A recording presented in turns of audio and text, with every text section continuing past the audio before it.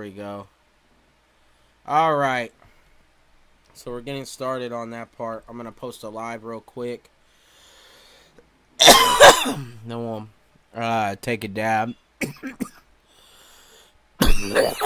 Another dab, anyway. Then we'll call Lush. We'll give Lush a call. And I'm sure he's going to pick the phone up. That's the best part about Lush. Is if he says he's going to do something, he's going to do something.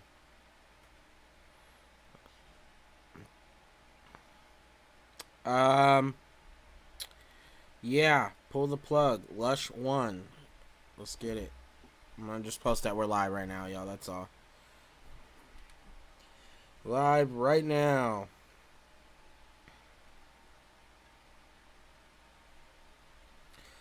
All right. Let's get this fucking day started, friends. Once again, my name is Absurd. I am a long time West Coast host with my partner Lush One, who put me on in game and overall greatness. Pull the plug 18. If you haven't had a chance, peep some of the recent podcasts. Obviously, we just had a couple really great people, and I just am looking to add more to the channel and to the plateau and how we do it. I think that the podcast has a lot of room for improvement, and obviously I'm not the best at this kind of shit yet, and I'm still kind of getting the grasp or the understanding for it. But I feel pretty confident over these last couple ones that I want to continue it because I'm having a lot of fun. Once again, shout out to my boy Left Coast Farmers for dipping your boy out with the hat. Excuse me, I burped because I'm in here fucking gullying it up, bro. We in here really gullying it up, bro. This is what we're doing today, bro. What are you doing with your fucking day? Hopefully something more productive than me, because clearly we're fucking up. What is this? What is this lighting that does this to me? We gonna take a dab real quick, and then we're gonna call Lush up. We got a few more minutes. I don't want to bullshit. Please, if you get a chance, peep the new single that just dropped. I'm gonna drop it. I'm gonna play it for you guys one time, because I'm not actually. I'm just gonna take a dab. We're gonna call Lush. Fuck that. I'm not gonna play any of my music. My music sucks anyway. Let's fucking get it. I'm gonna set up the chat joint while I wait for the cooldown too. So I feel like Lush has a lot of great shit to say, and I think that he'll have an outstanding build around some of the shit that he's been doing, you know, and there's so much potential between all the different things that are going on with the West Coast, because it's been so, not necessarily quiet, because there is events going on. I don't want to say that, take any discredit away from anybody throwing events. I don't mean it like that. But there's been a hiatus of Lush One events and hosting, and that kind of makes us sad. As a battle rap community in the West Coast, we like to see the guy that we like, you know? There's a lot of hosts or new hosts that would normally not be a host. They're like boring-ass motherfuckers, and I hate to say it like that, but that's just the truth of the matter.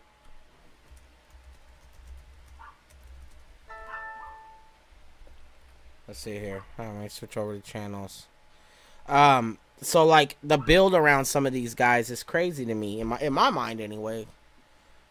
Where's this at? Oh, I don't have the timer open. This is terrible. All right. We're gonna take a dab of this Strawberry Jack.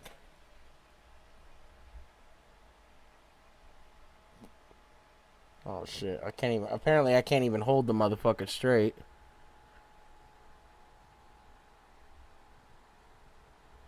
It's fire. I'm done showing you. I'm done trying. And then we're gonna call Lush One up, because he's the man. Cheers.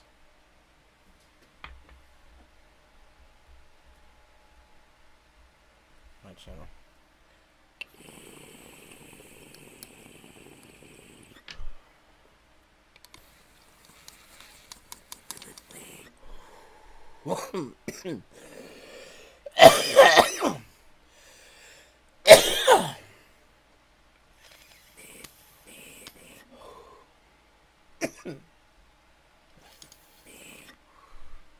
I'm not gonna die over the fact that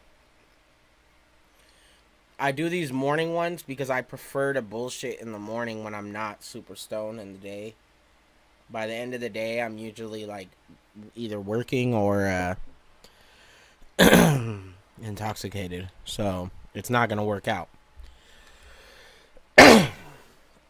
Excuse me, y'all. I'm really trying not to cough like that in your motherfucking ears, but that's the way. That's the name of the game. Let's give Lush One a call. It's 11 o'clock. Pull the plug. 18. We're here. I'm excited. Excited. Video manager. All right. Let's call Lush.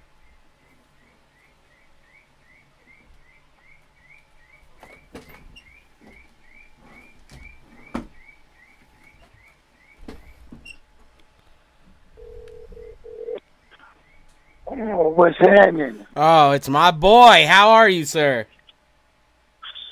Shit, man, just drilling it, baby. The regular. Okay. All right. It's good to see you, man. Or good to hear from you. It's been so long. Once again, it's Pull the Plug, 18. I'm here with my player partner, the fucking God himself, the man who put on the West Coast and on his back and carried it and still does, my boy Lush One. Let's get it. Yeah, I know, man. Like, oh. We working, bro. How are you, man? Cool, bro. Like, I've been basically fucking living in the studio. Just not like literally at the house. I'm not homeless. Nah, I know what you mean. I might as well be homeless because I literally am in that bitch more than my own crib, and just been really focused on taking that creative energy to the next level and putting it aside and doing whatever I always knew that I could, and making the soundscapes that I create equal to the insanity of my life. Fire. I love it, bro. I watch I was just at the motherfucking dentist last, and they gave me Percocets, and I've never really been that into opiates.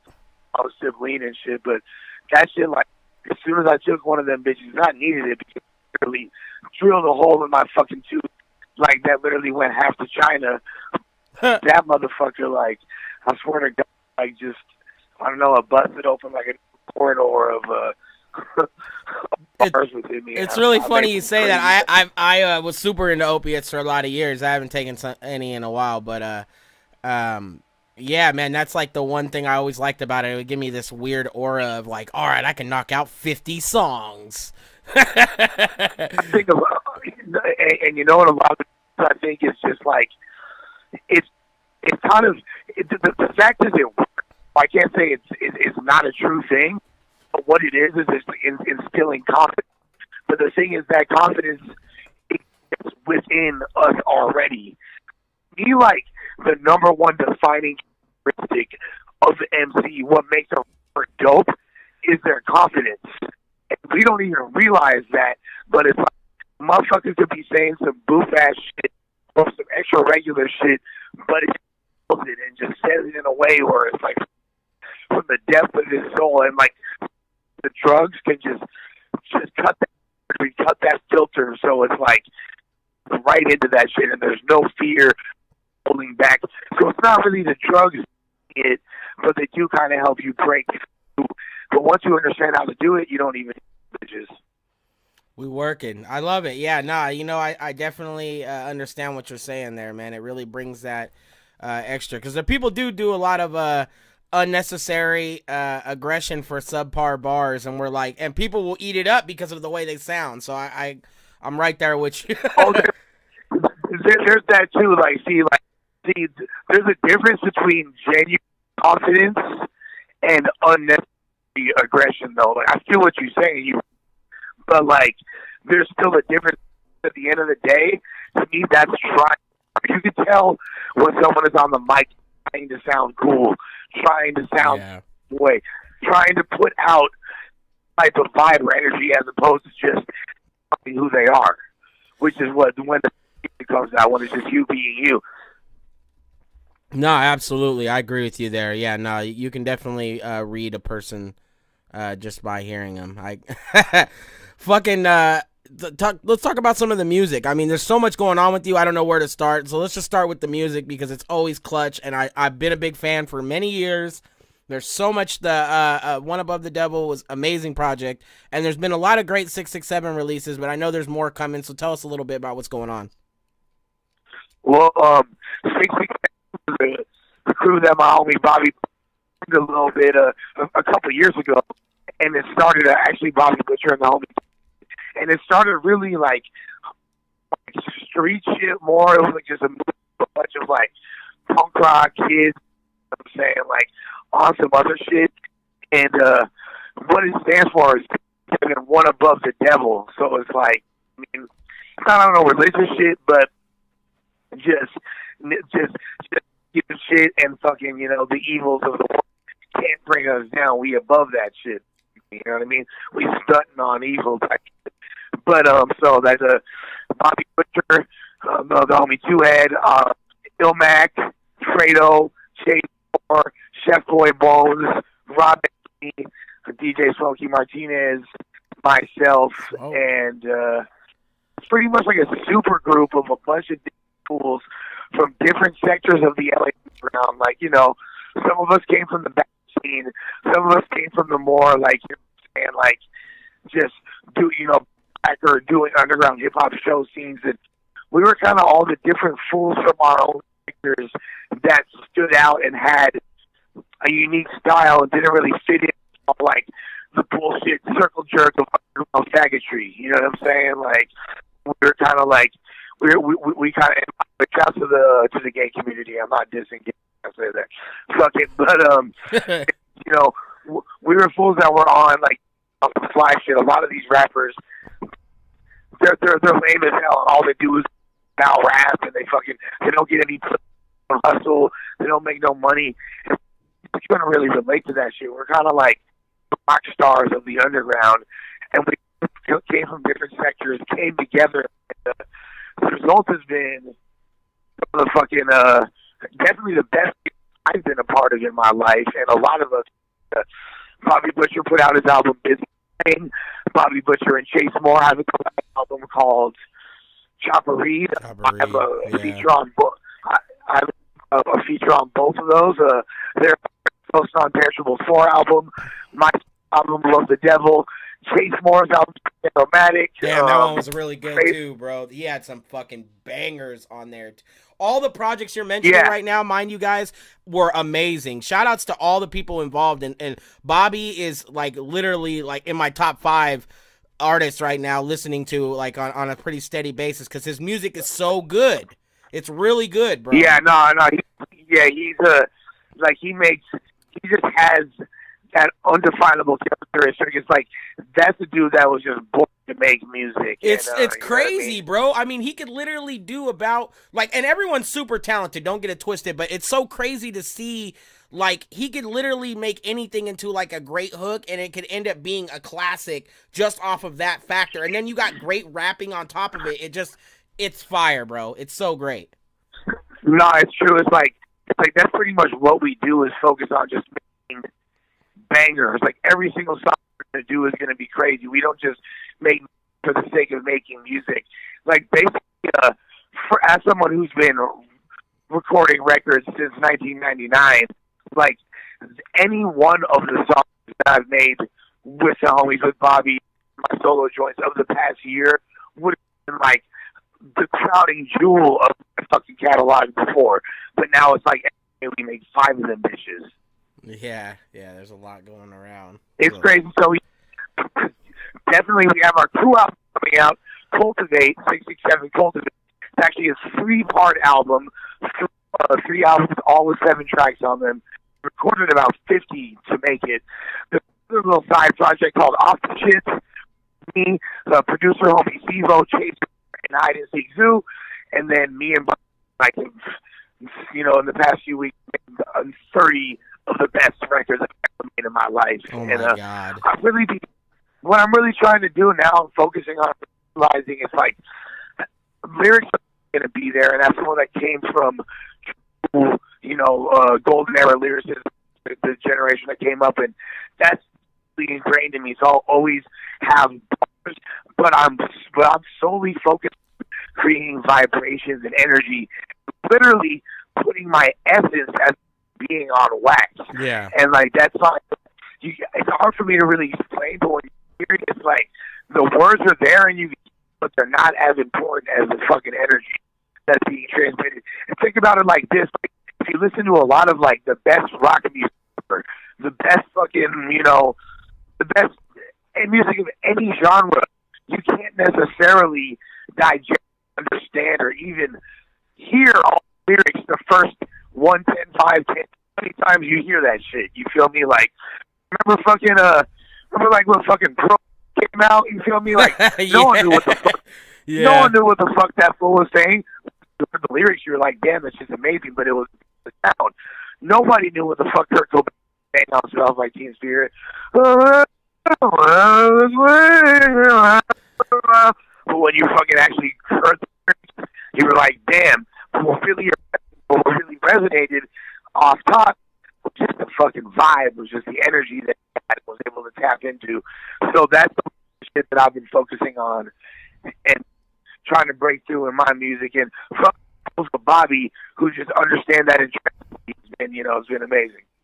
That's crazy. It's a true blessing, man, and I'm real excited to see the new projects and stuff. I've been watching, like I said, pretty steady on the close eye to see, because everyone's music's been so good lately. It's just like, bro, how can you pass up and not recognize some of this stuff and enjoy it? Especially because I've known you for so many years. I've known Chase quite a long time. We were in the same tryout in the battle shit, so that was pretty crazy. That was a long time ago, guys. And it just, the years have gone by, and it's dope to see everything just kind of wrap up and get into like an order where we can really stand behind this music and be like, this is fire, guys. This is something that we should be pursuing, making headliners out here in Cali. And there's a lot of great people here, don't get me wrong, so it's tight to see, man. And congrats big time, Thank you, brother. And at the end of the day, like, this is like the fact that we've been able to any level of success is dope,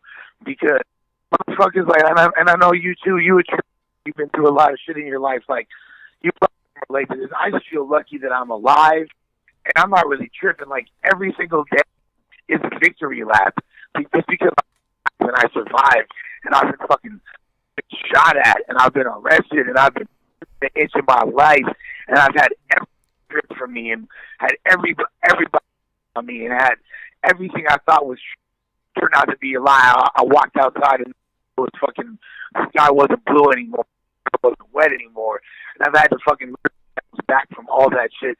So really, my thing is like, I want to serve as an example, and that's what all that shit I talk about is, you feel me? Like, it's about like you just being. If I can make it out the mud, you can make it out the mud. Feel me? Yeah. Because I ain't shit. Yeah, if I can make it out the mud, homie, so can you. I'll talk that shit, bro. That's that real shit, bro. I mean, if you didn't, I can feel that shit every time I hear it, man. I'm like, yo, this motherfucker talking shit right now. He knows. Like, it just, I understand the struggle, brother. And that's, it's like you said, it's a victory lap. I'm pretty grateful on my end as well. The same type of joint. I'm up here in NorCal now. Cool. So I'm very proud of you. Yeah, man, thank you. It's hard to, like, it's hard with music. It's to find the balance between doing shit that, like, people actually want to listen to. That's hard, but expressing yourself and being emotionally vulnerable at the same time. It's a very difficult balance to it. You know what I mean? Like, there's not that many people who can, like, make music that hits it. Flows are like, damn, but at the same time, they're being really, really true to themselves, vulnerable, and making a deep point. So, like, these are all the things that are the challenges I'm going for. Really, the main thing I want to do at this point, as far as music is, I need visuals and other shit to match where the music is at. Yeah. I done had slaps. I've my hardcore following, but I really where my music is at now. I can take it further, but the visuals have to. You feel me? It's like it'd be like talking with a sexy ass voice. And you that you're 400 pounds. Yeah. You know what I'm saying? So that's makes really sense. Yeah. And like a lot of rappers, you'll hear them complain, it's not the way it used to be, bro. Well, my day, it was just about beats and lyrics and blah, blah, blah. You know what I'm saying? First of all, that's bullshit. LL Cool J been making big by taking off his shirt since he was 16 in the 1980s. For now, the granted, longest I can remember. You feel me? So he could rap his ass off. You know, I'm not taking away. He could rap his ass off, but ability has always been a thing. This is entertainment. You know what I'm saying? So you have to cover all the. You know, it's difficult, but at the time, bro, we in the independent era, right? Before it was labels telling people what was hot, what to buy, what to come out. Now the people are telling. We just put our shit out, and then they decide what's hot. Yeah, absolutely. Talk, bro. So let's we've been on this music thing, man. I know a lot of people are really curious about I wouldn't say California has been quieted battle rap, but it's been quiet from the Lush One perspective. Are we gonna see any Lush One events coming soon? And obviously, under what is it gonna be under King of the Dot? Is it gonna? I mean, I'm so much going on right now in California. You know. Yeah, well, what's crazy is for me, you're absolutely not quiet overall, but for sure the most quiet I've ever rapped in a long time.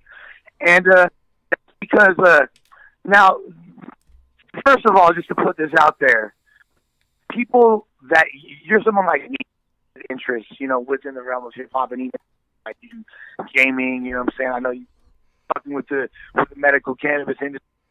So you have a lot of different talents as a human. Appreciate it. If you were really known for one thing, but people overlooked a bunch of talents, you'd be frustrated about that shit. Big time. You do what you are, and that's how I feel. Like people that are good at a bunch of Renaissance man type that are good at hella different things, can fail to get recognized for one. They tend to like be upset about people that don't understand that, or people that are known for being good at anything. Yeah. So I say this, like, you know, I'm probably known as a battle rapper impresario, host, and organizer. You know what I mean? Although there are many other things I contribute to the culture.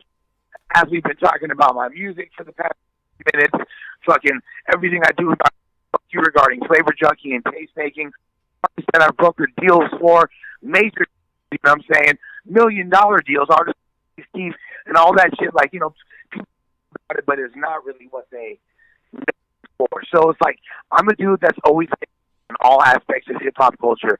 But to be successful for the most for me, what popped off was about it. And that was literally a coincidence. Yes, it's something I'm passionate about.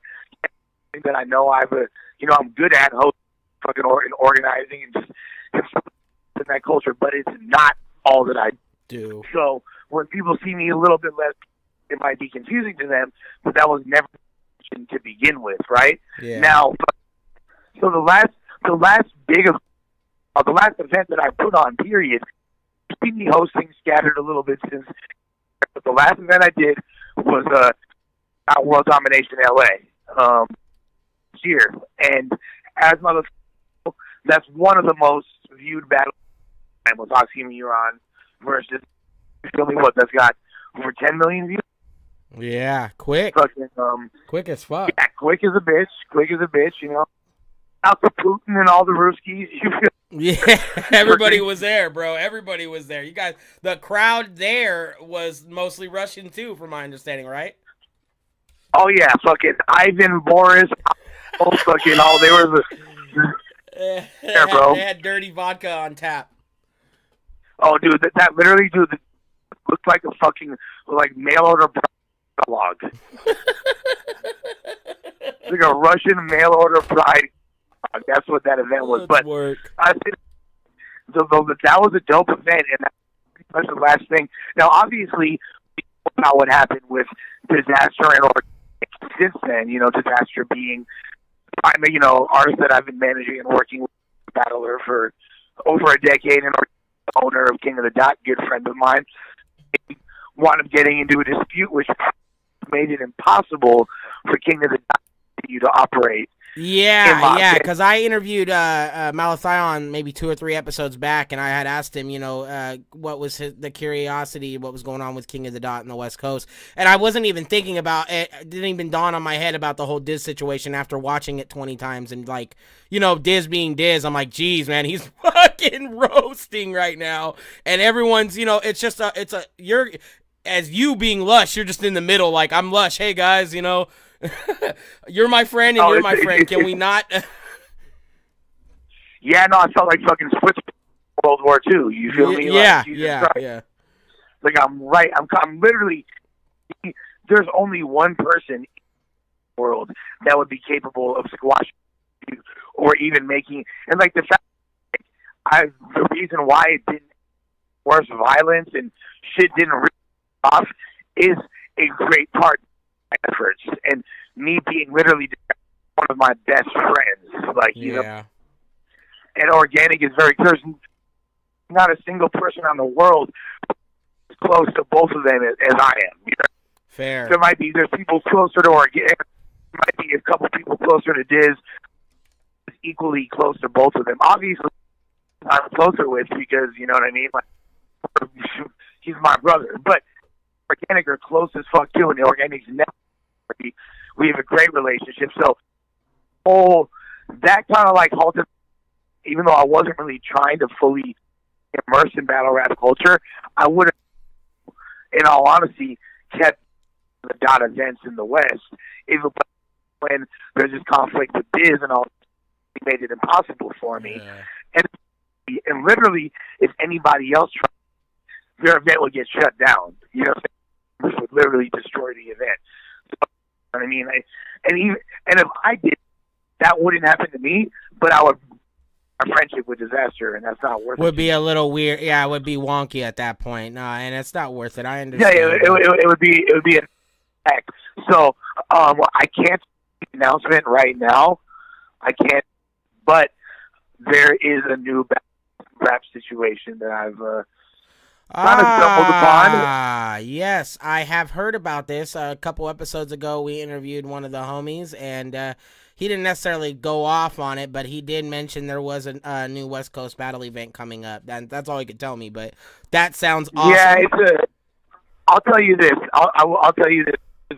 There's a large pre-existing entity for rap that reached out to me and my associates Malathion and a few. I don't want to say their names because it'll kind of give away too much. Yeah. I know. I definitely know. Yeah, for sure. Most def. But they, the whole situation, again, with too much, the whole situation made a lot of sense. It has afforded me an opportunity to go back and help the battle rap community. Because the thing is this, my fucking legacy rap is cemented. There's nothing good, bad that I could ever do that will really change anything. You know what I mean? I hear you. No, I agree with you completely. There's not, we can decade of events. I can fucking book a huge battle and people be like, "Lush, that wouldn't be anything that hasn't already." You know what I mean? Yeah. There's not too much I could bigger than what I've already done. Yeah, no, it's gonna be hard to top what you do, bro. You're, you've been decent. And there's not much I could do to fuck up to really take my legacy because I've already fucked many times, and everybody still loves me. You know? Yeah. So like when it comes down, baby, when it comes down to my shit. Like is that I feel like I'm on the senior golf tour. It's like I'm able to go hop in the game, help make some moves that are, but it's at the same level of pressure. Yeah. I'm not with anybody. I'm not. You know what I mean? It's me, Organic, smacking for you know what I'm saying. Who's the fucking Erg will never get the gold jacket like Shooter McGavin. He'll never get the gold jacket. Fuckers. No. Exactly. Nah. Exactly. You know what I'm saying? We already got jackets already hanging, you know what I'm saying? So that's you feel me? Yeah, no, I see you. But the craziest thing is so that's everybody stay tuned to that and there'll be announcements. But the thing about my biggest contribution clearly this past year involvement in this fucking rap hop cartoon series. Yes. Yeah. What's it's an amazing. I really loved it, and I knew that it would probably be. I more likely thought it would be a hit just because the bars are great. The fucking Ketchup being like exactly like Diz, but Diz's style is so easily transitional and easy to listen to. People are like, God, he's snapping. Like Ketchup is snapping right now. Yeah. Like people have Ketchup on their list of like top 20. Yeah. Yo, that's the Diz that we all grew up like. More or less grew watching over the years and shit. I remember watching him battle dudes that were definitely not at his caliber, and we would just all watch as he slaughtered the lamb, and we'd be like, God, that was awesome. Exactly. I miss that in battle rap. That's when me and you came up in the era, there was this like there's no body bags. The era of the body bag. Oh my God, bro. Yeah, I definitely. Oh man, the Jersey Swift battle was awesome. Shout outs to Diz. Shout outs to you, Lush. Those were great times, man. You can never take those times away because it was truly a unorthodox, unpredictable time because nobody knew what to expect next because it was just advancing so fast. It's times that where you're like in the midst of a moment and like you don't even realize, like you think you're like striving towards making history, but you don't realize that you're actually making history in that moment. Like you think that you're trying where you don't realize you're already there. Moments like that, we were already there. We were in the middle of history. You feel me? Yeah. It's like looking back at a black and white photo of the Rolling Stones on stage. I mean, like we were in that black and white photo and didn't even realize it. I swear, I go back to even like the Battle of the Bays that I didn't battle in, mind you. I went to those too, and I'm so grateful that I did because I think I didn't battle in a couple of them, but like it just the build around those events and being there and not really realizing that if I may have missed a round from somebody and not paying attention because we're all having such a good damn time or we're outside smoking or something and we'll come back in and then we end up watching it on camera later. We're like, fuck, we're literally like, there's 30 historic battles going on today and all of them are classics and they're going to go down in history years later that this is what built the battle rap resume for this plateau. Like right now at this time and point, this is what people use it was used as a template at that point, Right. No, totally. Exactly. Like we were kind of like, we were the ones creating the lines for everybody to color within, and we didn't even realize it. But like the thing is, I think with the cartoon, which was so dope to be involved, is battle rap has got so much negativity, so much back and forth, so many politics.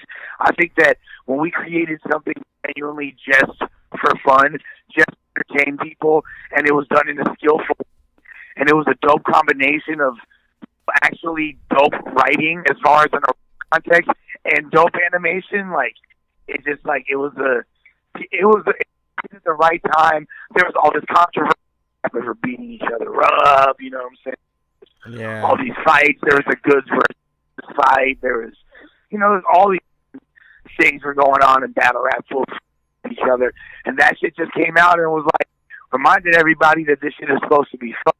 And just so y'all know, a lot more is going to be these cartoons. So I can't wait. No, I can't wait, bro. There's so many options you guys could do, and like so many different ways you guys could do it. It's fucking fire, bro. It's so sick. Yeah, no, 1,000, man, 1,000. Let me ask you something. Man. So, what do you? I know you were me, but motherfuckers got to know you a crazy MC too. You've been putting it down for a long time. Are you trying to drop another album too? Because they might not. Me and you got a joint from back in the day.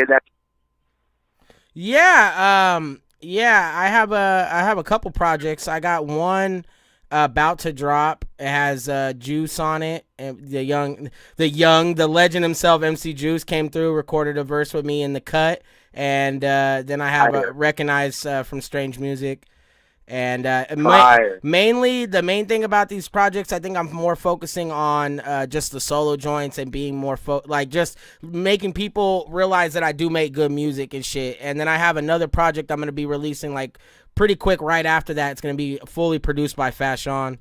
A lot of people don't know he makes beats, so he's been making a bunch of beats, and we've been I had heard that Fash made some beats and shit, but I'm not familiar with his output, and that he's a dope ass MC. So yeah, it's super dope, and I'm pretty sure he'll have a verse or two on that. Oh shit, right? That's a real Fresno album, right? Yeah, that's definitely a Central Cali thing for sure, man.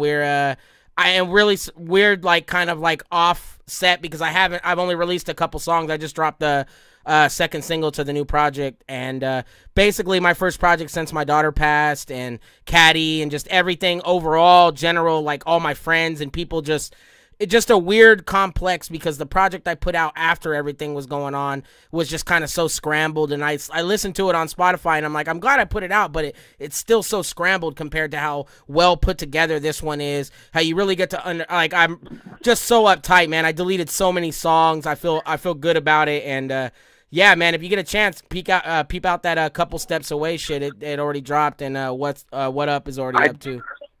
I definitely.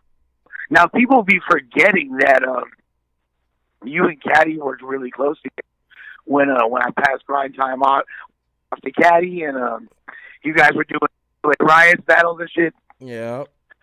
Top of your head, can you think of any hilarious Caddy stories that you might not know, that I might not know even? Because I know working with Caddy. Oh my God, man! There's so much shit. Honestly, Caddy. The man was such an interesting person. I remember one time I hadn't talked to him for like months, and everybody had hated me at that time. He just randomly hit me up and was like, "Yo, let's start LA riots again. Fuck all these guys." And Caddy, Caddy was like that. He would just be like, "Yo, we're just gonna start our own thing over here, bro. Fuck all those fools. They'll never come." And I always loved him for that kind of shit, bro, because even if I was having a bad day or something, he would always holler at me and just be like, you good, Rob? You straight, bro? Don't let fools get you down, man. It's just one of those times where you're just going to be down, and we experienced so much different things with the LA riots, because Diz was still building himself up. We had the Source and Philly Slaying at those cards. We were in the Club Trip don't fit that many people, bro. And when you got a fucking mob of people out in front and the place is packed to the brim, this was something that we never expected would even grasp that understanding. I remember one night, Caddy had to tell the DJ off, almost beat him up, and he came back and DJ'd for us again after that, because basically he's like, look, bro, I don't have like, I think we lost Lush. Hold on, let me call Lush back. Let me call Lush right back. The wireless customer you are... All right, we're going to try to reach Lush one back. 1 second. Just give me 1 second. We'll try to call him right back. I think his phone might have died, believe it or not, yo. I'm going to try him one more time.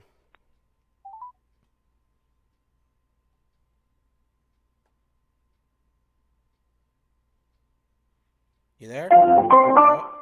The wireless customer you are calling is not available. His phone had to have died, bro. We've been literally chit-chatting for 30 minutes or 38 minutes so far.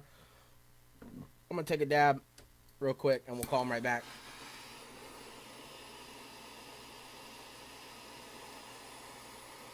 Yo, so it's pretty crazy. Caddy is an interesting character, man, and it really, truthfully, an honor to be friends with that man. Oh, see what I mean? Did your phone die? Yeah, my bitch ass phone died. That's that life, bro. I can never keep mine charged, ever. Jesus Christ. It didn't erase the interview, though. Are we good? No, we're good. 100%. Everything's good.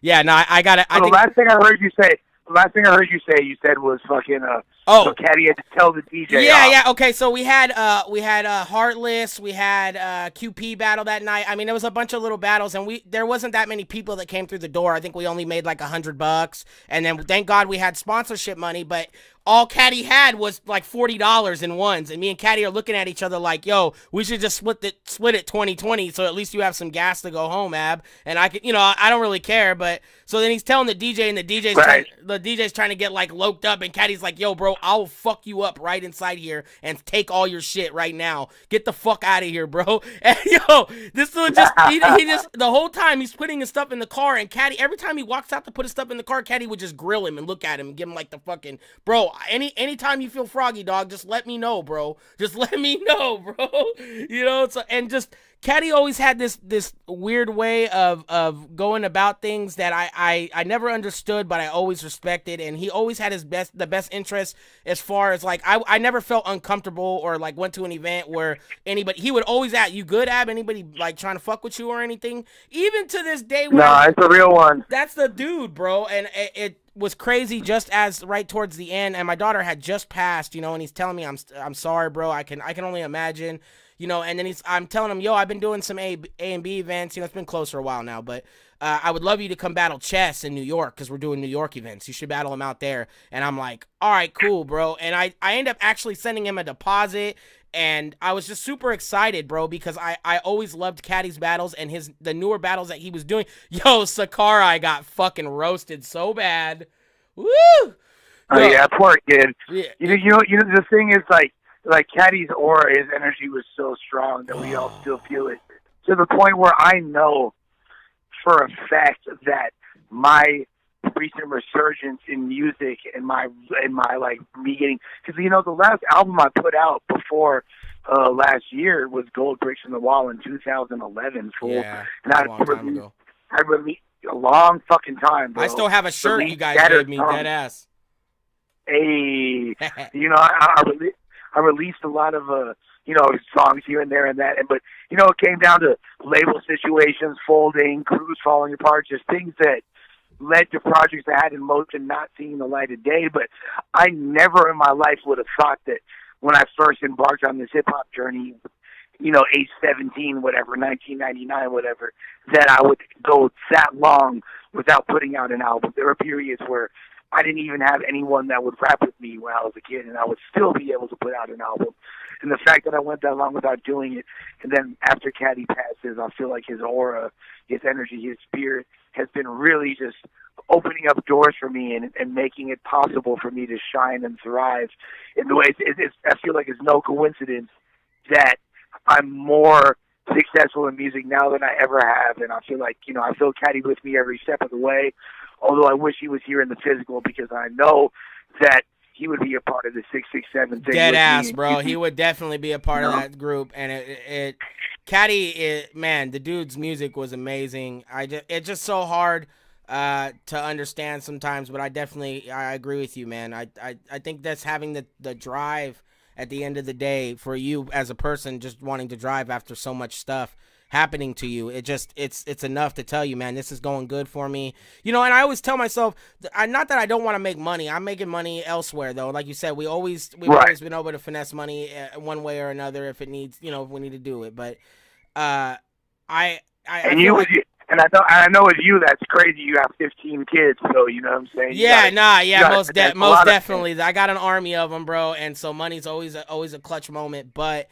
I think now that I'm not so focused on getting money aspect out of anything, that I'm more, it's more just better. It's better music. It's better results on my part, minus the Robo battle. And guess what? I would be, you know, I'm not pocket watching, but I bet you probably make more money off of shit too now as a result. And that's because of people are a little more. It's a little different than it was, you know. And I'm not forcing it. I'm not trying to force it down people's throats. In fact, I don't even make my family or like my girl or anybody listen to my music like that. I don't like force my music down people's throats. I remember being younger, and I used to think, man, that's like the way to gun it, you know. And maybe that was for battles, but well, yeah, that's everybody's instinct. But you realize, if that's your marketing strategy, you're gonna have you know what I'm saying, it's a pretty small fucking demographic. Yeah, you're gonna fuck up, you know, and it's gonna be people that generally are either relate to your music or are looking for something that's along the lines of something they already listen to. So if you're not, you know,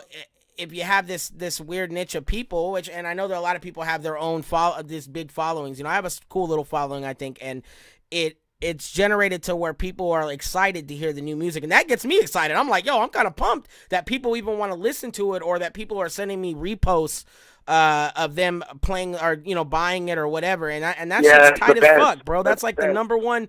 I don't even care about the money at this point. I just want to see that shit, because the fact that people are listening to what I have to say is so much more clutch to me, bro. And I just truly a blessing, man. Truly a blessing. Yeah, and you can't. There's no price tag you could put on that. You know what I mean? Never. That exchange of energy. But like I literally, for me, like I make more money off of music now than I ever have, and I trip on the money aspect less. I'm not trying to make records that sound cool, that sound marketable. That I'm making the music that I want to make. I have my whole fan base. It might be smaller than other fan bases, but my kids are diehard, and they'll buy everything I put out. They'll support me. They'll buy my shit knowing that it might take 3 months to 6 months to never for them to even get their product, and they'll still buy it. You feel me? Like, because they love me that much, and they know, like, we have an understanding, and it goes both ways, because I value my fans so much. I spend hours out of every day talking to fans who are having emotional problems, going through shit, contemplating suicide. I'm that dude. I give my phone number out to fans, all that shit. Yeah, absolutely. Yo, man, I know you're that's just how you've always been, man. Most deaf. Yeah, it's like, I value my supporters more than anything, and that's why I want to. And I feel it took so long for them, coming from the underground, which really is known for one style of hip hop and one style of music. People that deviate from it, and people that don't make the music that they were expected to make, they often, people often don't receive it. I'm blessed that it took years, but finally, people now are allowing me to do whatever I want. They're going to support it. I can make any type of song I want, and my fans will support it as long as I put my all into it. That's that motherfucking Lush One shit, bro. I'm so excited, man. I'm so excited for you, man. Real talk. It just, like I said, I always watch and try to post random funky things to you, because I just enjoy the fact that you're being blessed with that kind of stuff, man, because there's so much. You've always been a talented artist, and I've always, since Music for Dope runs, I listened to all the fucking Delmon. I mean, I've been, heavy on it. Yeah, so they don't know, bro. They may not know, but we, get up to date on it, man. You can see this man evolve. Well, what's trippy is, like, the catalog is dope, but then, like, you ever feel like, damn, like, we've been putting all this work, and then you reach a new level, and it's like everything we've done in the past is it's just garbage. Yeah, it's like, oh, I've done big songs with other people. There was other songs that I still go back and listen to, and I'm like, this song was cool. I fuck with this still, but there's a lot that, most of them I'm still like, oh yeah, fuck all those songs. I hate them all. Don't play. It'd be like, but then like, there's that's true, but then general society be slower than a bitch. Yeah. And they're just now catching up to shit from years ago. And that's why I think I wanted to post a lot of that older stuff. I ended up posting our joint up there on the Benchwarmer project, and I had some of the other ones that I was like, man, like, I might as well just get them up there, get them out of the way, because it's always nice to build some extra Spotify people and iTunes and all that. I've been slacking. Yeah, and one thing I would like, and the thing is, the way music is set up, like, I definitely will recommend artists, like, put your shit out at this point. You know what I'm saying? Put it out. Like, a big thing that happens to artists is they wind up accumulating so much music, and then they just don't know what to do with it. And by the time their music's ready to drop, they're already sick of it because they have new shit, and you know what I mean? I hate it. Yeah, I tried a different method this time, and I've been just doing... Like, I think I only had one song that I did that was sitting, and I ended up tossing it. Everything else has just been fresh, one after another, and I feel I'm not trying to burn myself out, but I feel like after one song, all right, I listen to that one for a day or so to make sure I like the sound of it, if I don't want to trash it, and then I go on to the next one, and I don't even listen to that other one. I'm almost not even acknowledging it anymore until it's time for the mixing and mastering process. It's just so that I feel like I don't get so burnt out on it, because I do that a lot. I'll make 100 songs, and then I'll have a bunch sitting there, and I'll be burnt out on them, and some of those are good that I'm throwing away, and nobody's ever even heard them, but because I'm sick of it, it's like, all right, fuck this shit. We're done. Yeah. But, man. No, that's how it be, fool. That's how it be, dog. You know what I'm saying? Like, it's at the end of the day, we just got to make sure that if you love your music and you value your own music and you put that into it, other people will. That'll translate. That'll translate through, and other motherfuckers will feel that shit and they'll appreciate it on the same level. And that's, so much. I realize, it's that indigo shit is like it's all based on the energies. Yeah. Tapping into the energies. Okay. Not to sound like a fucking kook, but Nah, you're cool, man. I understand what you're saying. I get it. I know that. Yeah, I know what you're saying with that. So one more question, bro, before I let you go, man. I wanted to ask you. I've been asking about everyone this same question. Top 5 rappers right now, because I really respect your decision on that. And it don't have to be in any order, but top 5 in your list that you're listening to, or I'm slapping. I can tell you 4 very easily. I can actually tell you 5 very easily. For show, out of LA, Draco the Ruler from the Stink Team, really, really dope. Fucking, what I'm saying, just real LA street music. He really he's like the poster child for like that LA hustle, fucking cribs, hitting licks, fucking, you know what I'm saying, doing a lot of shit outside of gangbanging that don't get talked about, and he does it in a really cool way, has crazy slang, and just a really unique way of expressing himself and a cool voice. So Draco the Ruler definitely holding it down. O3 Credo out of Watts, California. Both these dudes are incarcerated, by the way, right now. O3 Credo, he's like the Project T-Pain, you feel me? He's got that crazy fucking, just like melodic auto-tune shit that he kicks, but it's really, really fucking gutter. He's from Grape Street Crib, you know what I'm saying? He's a very serious dude, but he makes music that your grandma will slap too. You know what I mean? Okay. Like he really knows how to just talk to people. I fuck with both of them. Out of ATL, I'm really feeling Gunna, Lil Baby, and of course Young Thug. And those are like my 5 favorite artists right now. Okay. I feel like Gunna and Lil Baby are like Young Thug's children. I feel like they're the 2 different and when the 3 of them get on a track together, it's magical. Like the way Baby and Gunna flip their cadences and melodies, it's like some of the most craziest sounding rap music I've ever heard. I love both of them. And Young Thug to me, I put him up there with fucking Bob Marley and Jimi Hendrix and shit. Like he's like my hero. So you know what I'm saying? People might not get it, but to me, Young Thug is that dude. Nah, you gotta respect your decision, man. Your music understanding is pretty big, bro. So for you to anybody on any of your lists are definitely gonna be a must check out, most definitely. That's just hip hop though, because there's a lot of music outside of hip hop. Agreed. Yeah, no, I hear you. I know that you fuck with lots of genres, so I know that there's definitely a top 5 list in everything for you. So, exactly. He more than likely got a top 5 country. Don't be surprised, bro. Don't be surprised. Oh yeah, I'll fucking kidnap. You feel me? Like to me, hey, country is hip hop for the fucking for Middle America. That's their hood shit right there. Okay, all right. Talk. Yeah, the homie Sam has been on that same type of tip. He's like, yeah, man, it's basically hip hop, man. You just gotta, it's just a certain thing, man, a certain knack for it. I'm like, all right, I'll check out what you're doing. But the main difference between country and hip hop is this: country is, well, I'm really sad that you fucked my bitch, and hip hop is, I fucked your bitch. Fire.